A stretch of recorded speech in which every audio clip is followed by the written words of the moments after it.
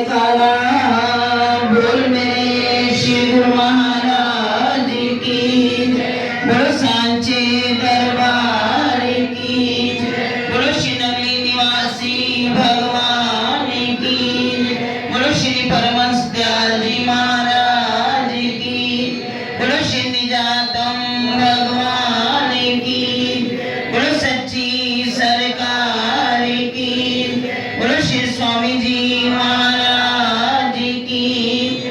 बोलो सियापति रामचंद्र महाराज की जय।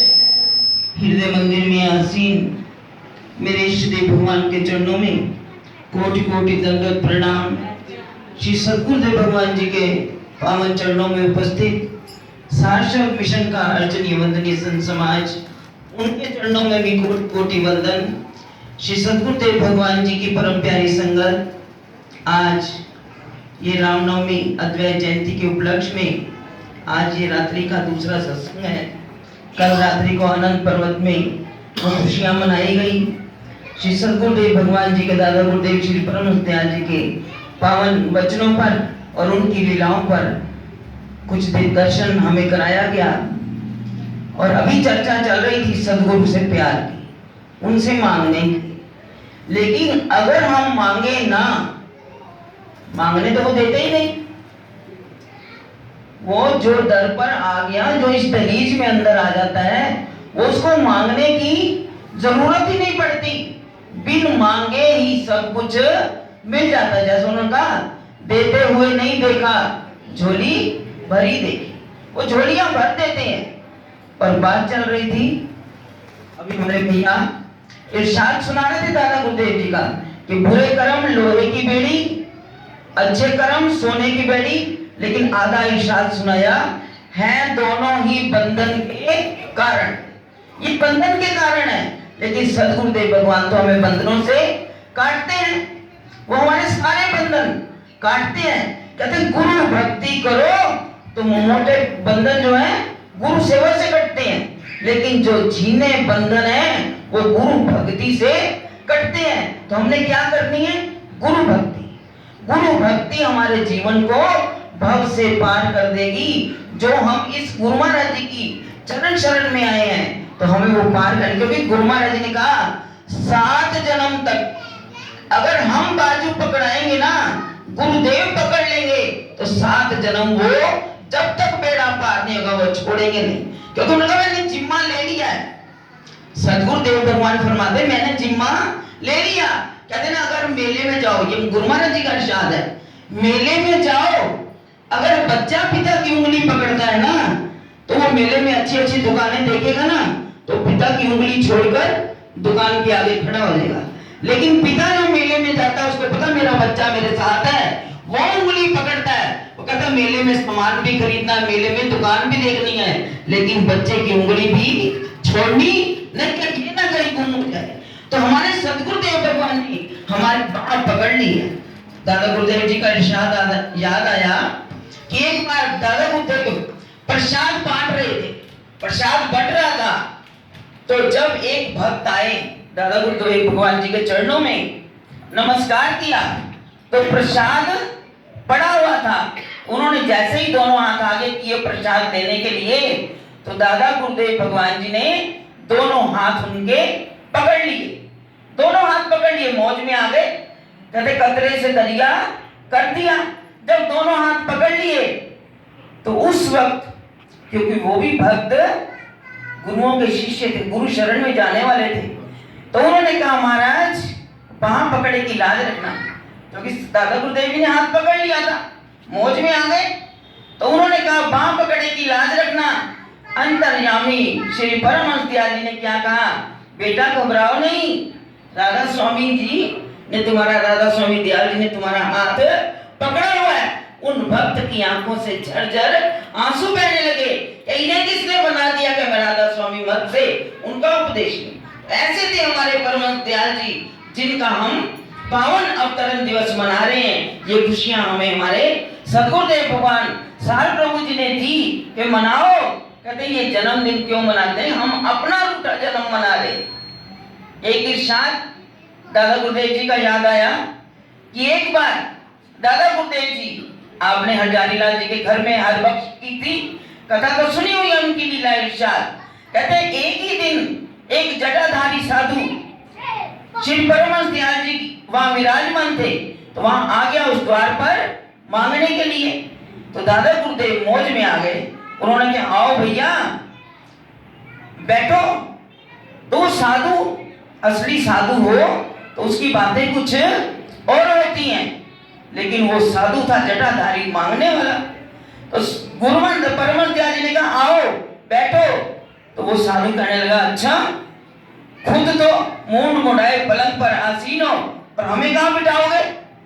अब दादा गुरुदेव जी अपनी मौज में आके कहते हैं, खड़े होकर उसकी जटाएं पकड़ ली। कहते आओ, मुझे कह रहे हो ना सिर मुंडाकर पलंग पर बैठे हैं, आओ मैं भी तुम्हें मुंडता हूं। उन्होंने बाल पकड़े, कहते ना ना ना ना ना, मुझे सिर मत मुंडाना, मैं भीख मांगता हुआ ही ठीक हूं, मैं स्वामी बनकर बैठना नहीं चाहता। कहते दादा गुरुदेव भगवान जी ने वैसे ही उनकी जटाएं छोड़ दी, और दादा गुरुदेव भगवान जी ने क्या फरमाया, फूले फले न बैत जद भी सुधा बरसे जलद है।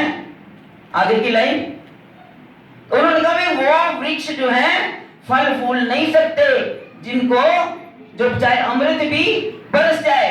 तो ये साधु पर मैं तो कृपा करना चाहता था, सिर मूंढता पता नहीं क्या क्या कौन से संस्कार, जिन संस्कारों के अंदर जीव आज दलदल में फंसा हुआ है। चाहे कपड़ा बाणा पहन लिया, लेकिन गुरु महाराज जी की चरण में जो दादा गुरुदेव भगवान जी के चरण में वो ताकत थी, वो एक दिनन में ही दुनिया की जो भी उनके चरण में आ जाता उसका कायाकल्प कर देते थे।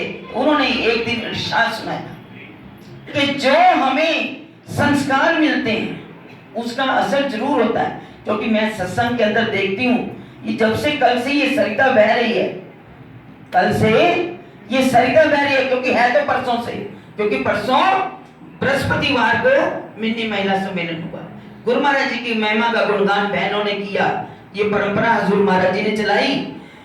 उस दिन से ये वातावरण, ये गंगा बह रही है। तो कल जो था मैंने देखा छोटे छोटे बच्चे जिनकी लगन गुरु महाराज जी के चरणों में ऐसे लगी, चाहे दौड़ रहे हैं, भाग रहे हैं। ऐसे ही एक बार दादा गुरुदेव भगवान जी ने इरशाद सुनाया कि एक बार एक ब्राह्मण के घर में पुत्र पैदा हुआ।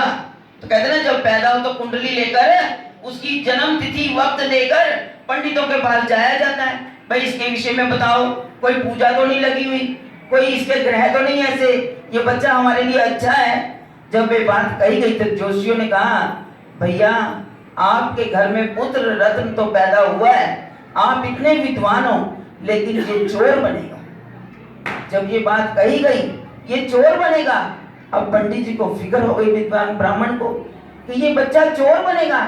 उन्होंने शुरू से ही प्रयत्न किया कि इसको अच्छी से अच्छी शिक्षा दी जाए, अच्छे से अच्छे संस्कार दिए जाएं, उसको ऐसे उसको वेद पुराण पढ़ा दिए जिसमें उसको पता चले कि अगर ये कर्म किया जाए तो ये दंड मिलता है, ये कर्म किया जाए तो ये दंड मिलता है, ऐसा कर्म किया जाए तो ऐसा अच्छा फल मिलता है। करते करते जो बात कहते ना कर्मों में लिखी हो वो मिटती नहीं है।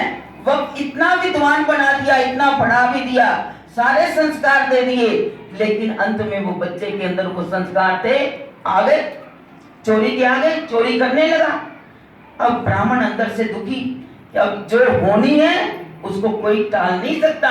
तो उन्होंने क्या किया, एक दिन उसके मन में आया कि आज तो राजघराने में जाकर चोरी करूंगा।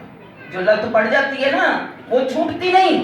लेकिन वो पहुंच गया राज दरबार में, राज दरबार में भी पहुंचा और गया चोरी करने के लिए। जिस जगह पर वो जाता सामान उठाने की कोशिश करता भी मैं चोरी करूं, लेकिन उसके आगे जो शिक्षा पिता ने दी थी वो संस्कार आ जाए, अगर ये सामान उठा कर ले जाऊंगा, ये चोरी करूंगा तो ये दंड मिलेगा। वो उस चीज को वहीं पर छोड़ दे, चोरी उसने नहीं की। दूसरी जगह गया, फिर सामान उठाने की कोशिश की, फिर उसको दिमाग में आया ये सामान उठाया तो इसका दंड ये मिलेगा। उस चीज को करते करते कई चीजों की ओर ध्यान गया, वो छोड़ता चला गया। आखिर में वो चला जहां राजा का दरवाजा था, उसके बाहर ही थोड़ा सा कूड़ा करकट पड़ा था। कहने लगा ये कूड़ा उठा लूंगा, इसका कौन सा मुझे दंड मिलेगा, इसका दंड नहीं मिलेगा। अब ये सोचकर वो कूड़ा उठाने लगा। जब कूड़े को उठाया, उधर राजा अंदर सो रहा है। तो स्वप्न में क्या बोलता है? वो स्वप्न में बोल रहा है, ये चीज मेरी है, ये चीज मेरी है। अब जो लड़का चोरी करने आया कहने लगा ये कूड़ा भी ये कह रहा मेरी है।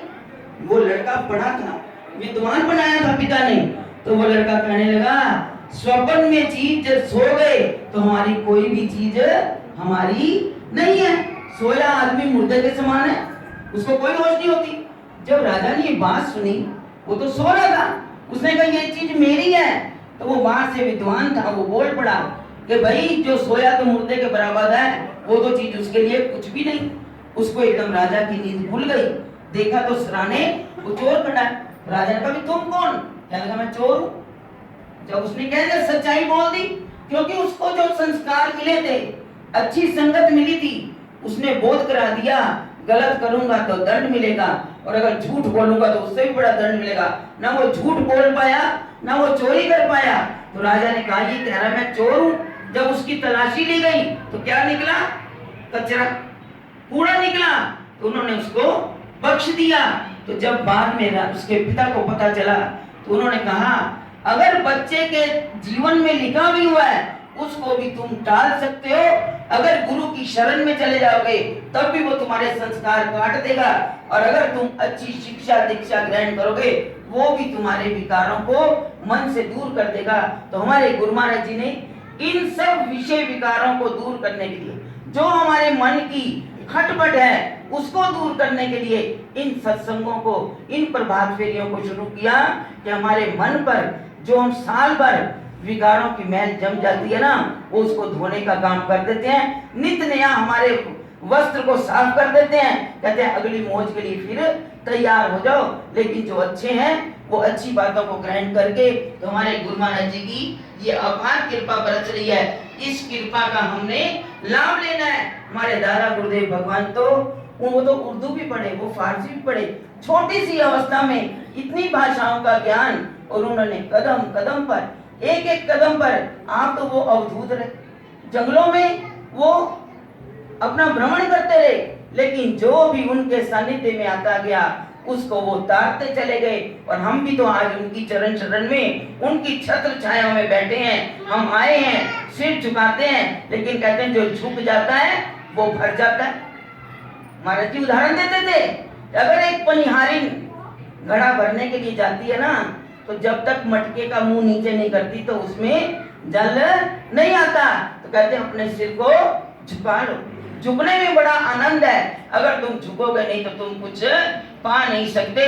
तो इसलिए हमारे गुरुदेव भगवान हमें ये बड़ा सुंदर, क्योंकि ये जितने भी महापुरुष आए हैं आज हमें जो दर्शन हो रहे हैं वो सभी हमें कोई ना कोई सूत्र देने के लिए आए हैं। सूत्रों को हमने एक एक मोती को अपने जीवन में पिरोना है, उन सूत्रों से हमने लाभ लेना है। कभी बैठकर अकेले में इस एक एक सूत्र को कभी याद करोगे तो आपके जीवन में वही परिवर्तन आएगा जैसा उस बच्चे के जीवन में आया कि अगर मैंने गलत काम किया तो ये दंड मिलेगा, अच्छा काम करूंगा तो मुझे सदगुरु की कृपा प्राप्त होगी।